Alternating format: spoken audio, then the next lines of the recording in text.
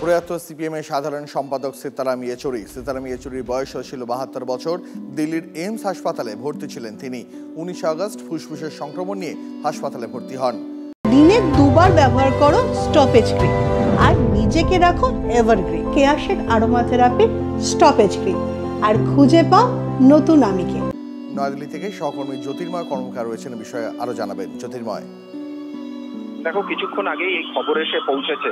গত কয়েকদিন ধরেই ফুসফুসের সংক্রমণ নিয়ে তিনি হাসপাতালে ভর্তি ছিলেন।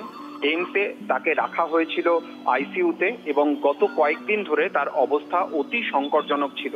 সূত্র মারফত যে খবর আমরা পেয়েছি, একেবারে শেষ মুহূর্তে ডাক্তাররা বারবার ধরে তারা চেষ্টা করেছেন, একটি ইঞ্জেকশনও দেওয়া হয়, কিন্তু ফুসফুসের সংক্রমণ নিয়ন্ত্রণ করা সম্ভব হয়নি।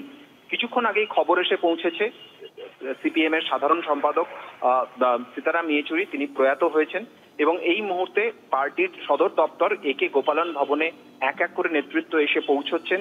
কিছুক্ষণ আগেই এসে পৌঁছেছেন প্রকাশ কারাট এবং সূত্র মারফত যে খবর আমরা পাচ্ছি, আগামীকাল সীতারাম ইয়েচুরির মরদেহ এইমসেই রাখা হবে।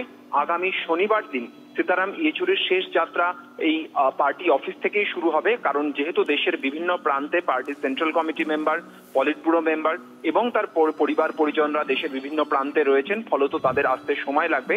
সেই কারণে শেষকৃত্য বা একেবারে যে শেষ যাত্রা, সেই শেষ যাত্রা অনুষ্ঠিত হবে শনিবার।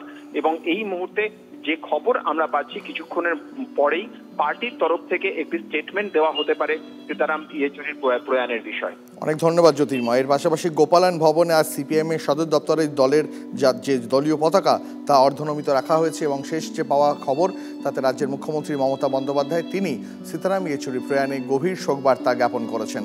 তিনি এক্স হ্যান্ডেলে পোস্ট করেছেন, আপনারা দেখতে পাচ্ছেন সেই পোস্ট।